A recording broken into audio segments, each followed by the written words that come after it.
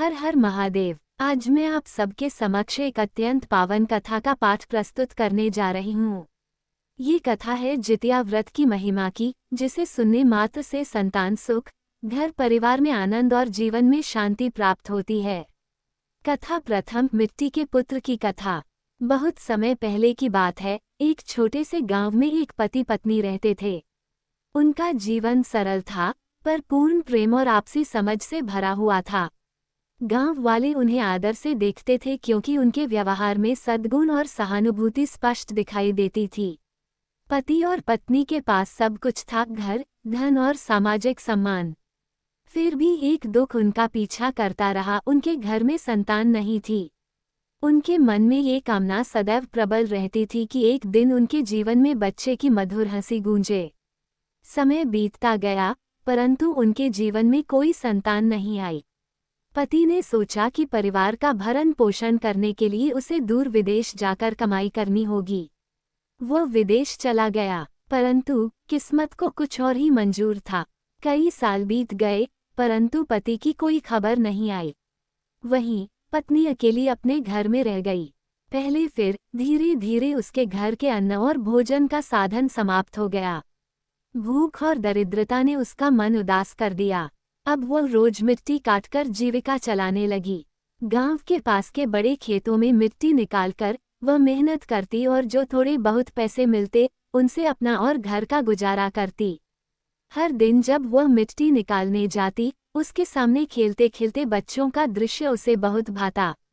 वह बच्चों को देखकर दुख भूल जाती और थोड़ी सी खुशी का अनुभव करती।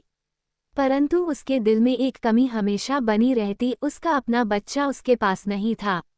रात के समय जब वह घर लौटती, अपने सन्नाटे घर में अकेली बैठती, उसे केवल अपने खोए हुए संतान का स्मरण आता। वह जोर जोर से रोने लगती। उसकी आंखों से अश्रु बहते और मन में निरंतर यही प्रश्न उठता, हे प्रभु, मेरे जीवन में संतान क्यों नहीं आई। एक दिन की बात है, जब वह खेत में मिट्टी काटकर थक कर बैठी थी, उसने देखा कि पास में कई मिट्टी की टोकरी रखी हुई हैं। अचानक उसके मन में विचार आया, क्यों न मैं अपने लिए एक बच्चा बनाऊं, जो मेरे साथ रहे और जिसे मैं प्यार कर सकूं। उसने मिट्टी उठाई, उसे अपने हाथों में गूंथा और पुतला बनाने लगी। धीरे धीरे उसका हाथ और मन एक साथ काम करने लगे। मिट्टी का पुतला आकार लेने लगा। उसने उसे पूरा आकार दिया। उसके बाल, चेहरा, हाथ पांव और शरीर सबको इतनी सूक्ष्मता से बनाया कि वह सच में जीवित बच्चा प्रतीत होने लगा। जब शाम हुई और उसने अपने घर के लिए पुतले को टोकरी में रखा, उसे जैसे विश्वास हो गया कि अब उसके पास एक पुत्र है। उसने इस मिट्टी के पुतले का पालन शुरू किया।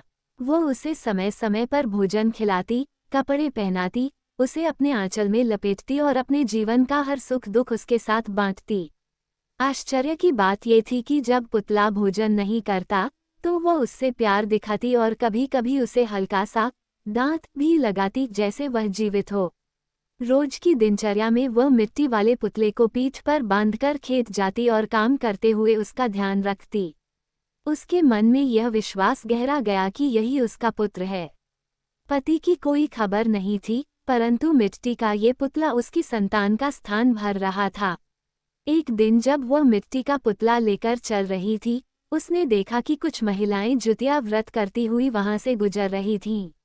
उसने उनसे पूछा, बहनों, आप लोग ये क्या कर रही हैं? ये पूजा किसकी है और किस प्रकार से फल मिलता है? महिलाओं में से एक ने उत्तर दिया, यह व्रत बेटे की लंबी आयु और सलामती के लिए किया जाता है। तुरंत ही पत्नी ने मन ही मन संकल्प लिया, मैं भी अपने इस मिट्टी के बने पुतले के लिए यह व्रत करूंगी। मैंने एक पुत्र खो दिया है, परंतु अब मैं इसे खोना नहीं चाहती। अगले साल उसने पूरे विधि विधान के साथ जितिया व्रत आरंभ किया। पहले दिन नहाई खाया का दिन था, दूसरे दिन उसने निर्जला व्रत रखा और तीसरे दिन परण किया। व्रत करते हुए वह अपने मिट्टी वाले पुतले के साथ खेत गई। तभी उसने महसूस किया कि पुतला हल्का सा हिल रहा है। पहले उसे लगा कि यह भ्रम है, परंतु थोड़ी दूरी बढ़ाने पर उसने बच्चे की रोने की आवाज सुनी। उसने तुरंत अपने आंचल में पुतले को ढक लिया और देखा, वो पुतला जीवित बच्चा बन गया था। उसकी आंखों से आंसू बह निकले। उसका हृदय कह उठा, हे प्रभु, आपकी लीला अपरंपार है। उसी समय पति भी अपने विदेश से लौट रहा था। रास्ते में कुछ चोरों ने उसका धन लूट लिया। एक वृद्ध बाबा से मिले, उन्होंने आधा सत्तू मांगा। उन्होंने आधा सत्तू बाबा को दिया और आधा घर के लिए रखा। घर लौटते समय पत्नी ने देखा कि सत्तू सोने में बदल गया। पति और पत्नी के दिन बदल गए।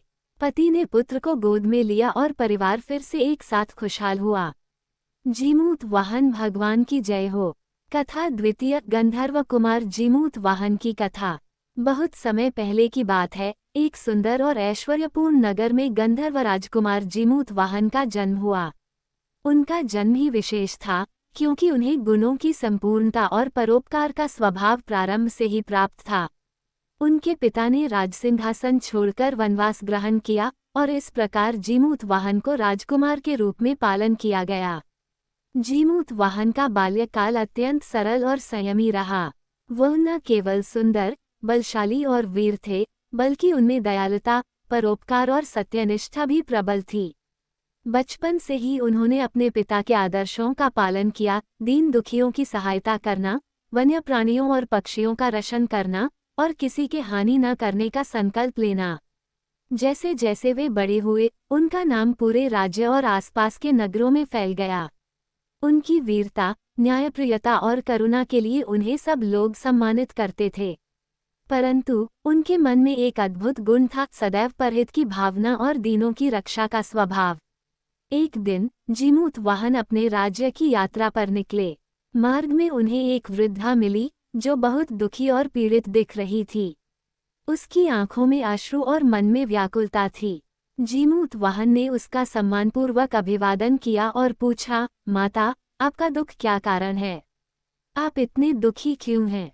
वृद्धा ने कहा, हे राजकुमार, मेरा संबंध नागवंश से है। मेरा पुत्र पक्षीराज गरुड़ के लिए आहार स्वरूप हर दिन जाता है। आज मेरा पुत्र शंकर चोर है, जो आज गरुड़ के निवाले में जाएगा। मैं इसे देख नहीं पा रही हूँ। हे राजकुमार, क्या आप मेरी सहायता कर सकते हैं? जीमूत वाहन ने दृढ़ता और करुणा के साथ कहा, माता, चिंता न करें। मैं स्वयं आपकी सहायता करूँगा। आप निश्चिंत रहें। उस समय तय समय पर जीमूत वाहन लाल वस्त्र धारण कर गरुड़ देव के पास पहुँचे। गरुड़ देव ने उनका परिचय पाकर उनके हाथ पांव पकड़ लिए। परंतु जब उन्होंने देखा कि वृद्धा कितनी दुखी है और जीमूत वाहन की दृष्टि में साहस और दया कितनी प्रबल है, तो गरुड़ देव उनकी भावना से अत्यंत प्रसन्न हुए। उन्होंने कहा, हे राजकुमार, आपकी करुणा, साहस और सत्यनिष्ठा ने मेरे हृदय को छू लिया। आज से मैं प्रतिज्ञा करता हूँ कि मैं किसी नाग को मारने या खाने का भय आपके राज्य में नहीं पैदा करूँगा। आपकी परोपकार की भावना के कारण ही यह निर्णय लिया गया है। वृद्धा ने भी जीमूत वाहन के साहस और दया को देखकर अपने पुत्र की रक्षा का अनुभव किया और आशीर्वाद दिया।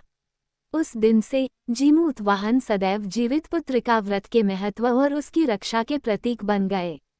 उनका नाम सर्वत्र दयालुता और न्याय का प्रतिमान बन गया। समय बीतता गया और जीमूत वाहन ने अपने राज्य में सत्य और धर्म का शासन स्थापित किया। वे कभी किसी निर्दोष की हानि नहीं होने देते और अपने राज्य के सभी प्राणियों के प्रति करुणा रखते। उनकी वीरता और न्यायप्रियता के कारण उनके राज्य में कोई भी भय नहीं था।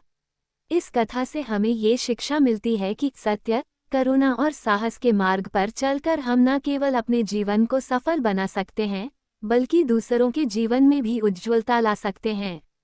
जीमूत वाहन की भक्ति और धर्म के कारण ही आज जीवित पुत्र का व्रत संतान की लंबी उम्र और सुरक्षा के लिए प्रचलित है। जो माताएं इस व्रत को करती हैं, उनकी संतान कभी दुखी नहीं होती।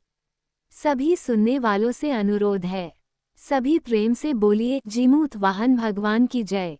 जीवित पुत्र का व्रत की महिमा अपरंपार। कथा तृतीय, शीलवती और कपूरावती की कथा।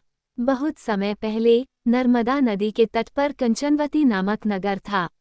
यहाँ के राजा मलाईकेतु धर्मप्रायण और न्यायप्रिय थे। उनके राज्य में हर वर्ष उत्सव और व्रत बड़े धूमधाम से होते थे। इस नगर में दो गहरी मित्राएं रहती थीं, शीलवती और कपूरावती। दोनों बाल्यकाल से ही अटूट मित्र थीं और अपने घरों में धार्मिकता, भक्ति और परोपकार में एक दूसरे के समकक्ष थीं। उनका जीवन सरल परंतु भक्ति से भरा हुआ था। एक दिन दोनों सहेलियों ने निश्चय किया कि वे जितिया व्रत करेंगे। उनका उद्देश्य था संतान की लंबी आयु और सुरक्षा के लिए अपनी श्रद्धा दिखाना। उन्होंने मिट्टी से पूजा की तैयारी की, व्रत का संकल्प लिया और अपने मन में प्रतिज्ञा की कि वे इस व्रत का पालन कठिन से कठिन साधना करके करेंगे। जैसे ही व्रत प्रारंभ हुआ, उन्होंने संकल्प लिया अष्टमी तिथि के दिन निर्जला व्रत रखेंगे और केवल भगवान शिव की पूजा करेंगे। दोनों सहेलियों ने दिन रात तपस्या की, भूख और प्यास सहकर अपने मन को संयमित किया। उनके मन में यह विश्वास था कि उनके प्रयास से उनकी संतान सुरक्षित और दीर्घायु होगी। परंतु नियति को कुछ और ही मंजूर था। दोनों सहेलियां अगले जन्म में ब्राह्मण परिवार में कन्याओं के रूप में जन्मी। बड़ी बहन का नाम शीलवती रखा गया और छोटी बहन का नाम कपूरावती रखा गया। शीलवती की शादी बुद्धिसेन नामक सज्जन व्यक्ति से हुई और कपूरावती की शादी नगर के राजा मलाईकेतु से हुई। शीलवती के घर 7 पुत्र हुए, परंतु जन्म लेने के बाद प्रत्येक पुत्र का शीघ्र ही मृत्यु हो गई। कपूरावती के मन में धीरे धीरे ईर्ष्या और द्वेष उत्पन्न होने लगी। उसने 7 पुत्रों की हत्या करने की योजना बनाई। उसने ये कार्य पूरा किया और पुत्रों के सिर को एक बर्तन में रखकर लाल कपड़े से ढककर शीलवती के पास भेज दिया। लेकिन भगवान जीमूत वाहन की कृपा अपरंपार थी। उन्होंने मिट्टी से 7 पुत्रों के सिर बनाए, उनमें अमृत डालकर उन्हें पुनर्जीवित किया। 7 पुत्र जीवित हो गए और घर लौट आए। शीलवती के घर खुशियों का वातावरण फैल गया। जब कपूरावती को अपनी गलती का ज्ञान हुआ तो उसे गहरा पछतावा हुआ। भगवान की कृपा और व्रत की महिमा के कारण शीलवती को पूर्व जन्म की स्मृतियां याद आ गईं। ये घटना सभी के लिए सीख बन गई कि ईर्ष्या और द्वेष का मार्ग विनाश की ओर ले जाता है, परंतु सच्चे व्रत और भक्ति से जीवन में सफलता और संतान की सुरक्षा सुनिश्चित होती है। इस प्रकार शीलवती और कपूरावती की कथा हमें ये सिखाती है कि माता पिता का व्रत और भक्ति संतान की सुरक्षा और दीर्घायु में योगदान करता है। ईर्ष्या और लालच विनाश की ओर ले जाते हैं। भगवान की कृपा से अति कठिन परिस्थिति में भी जीवन सफल हो सकता है। सभी प्रेम से बोलिए जीवित पुत्रिका व्रत की जय। शीलवती और जीमूत वाहन भगवान की कृपा अपरंपार। कथा चतुर्थ, ब्राह्मण और भगवान श्री कृष्ण की कथा। बहुत समय पहले जब भगवान श्री कृष्ण द्वारिका में निवास कर रहे थे, उसी नगर में एक ब्राह्मण परिवार था। इस ब्राह्मण के जीवन में दुखों का घेरा था। उसके पुत्र बचपन में ही चल बसे थे। पिता का हृदय बालकों के मृत्युपरांत अत्यंत पीड़ित और व्यथित हो गया। ब्राह्मण ने भगवान श्री कृष्ण के पास जाकर अपनी वेदना प्रकट की। उसने कहा, हे भगवान, आपके राज्य में आपकी कृपा से मेरे साथ संतान हुई, परंतु वह जीवित नहीं रही। कृपया मुझे बताइए कि मैं अपने पुत्र की लंबी आयु कैसे सुनिश्चित कर सकता हूँ।